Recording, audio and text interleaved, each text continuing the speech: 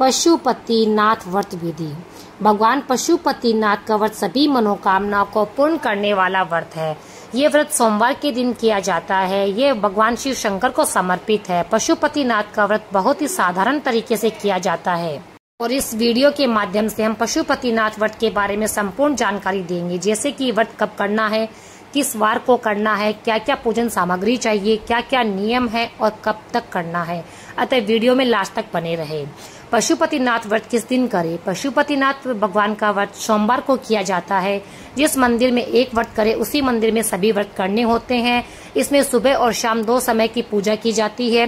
पूजा में सुबह के समय इतना सामान ले कि वह शाम की पूजा के लिए भी पर्याप्त हो। कितने सोमवार करें? पशुपतिनाथ भगवान का व्रत 5 सोमवार तक किया जाता है।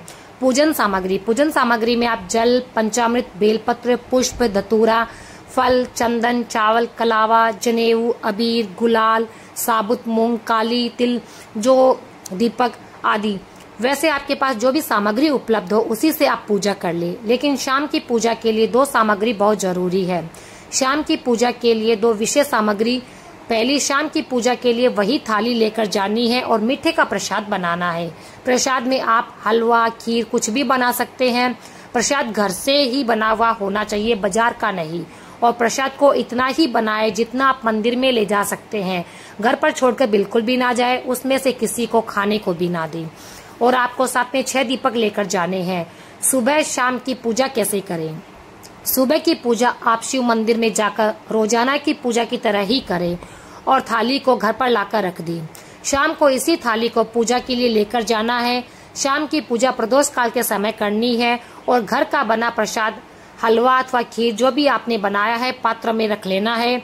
घी के 6 दीपक लेने हैं। 7वां कोई भी दीपक या बत्ती नहीं लेनी है। सबसे पहले 6 दीपक हमें मंदिर में जमीन पर रख लेने हैं और दीपक के नीचे कुछ चावल या पुष्प रख लेने हैं, क्योंकि दीपक खाली जगह पर नहीं रखा करते हैं। इनमें से 5 दीपकों को प्रज्वलित कर लेना है। 6ठा दीपक हमें प्रज्वलित नहीं करना है, लेकिन थाली से जमीन पर जरूर रखना है।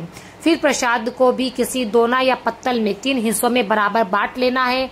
तीनों प्रसाद के पात्र को भी जमीन पर रख देना है। फिर आप अपनी पूजा करें। आरती के लिए नीचे रखे दीपक में से ना उठाएं। आप वैसे ही आरती कर सकते हैं या फिर आरती के लिए आप कपूर लेकर जा सकते हैं, उसी से आरती करें। व्रत करने का संकल्प ले और अपनी मनोकामना भगवान शंकर से कहें।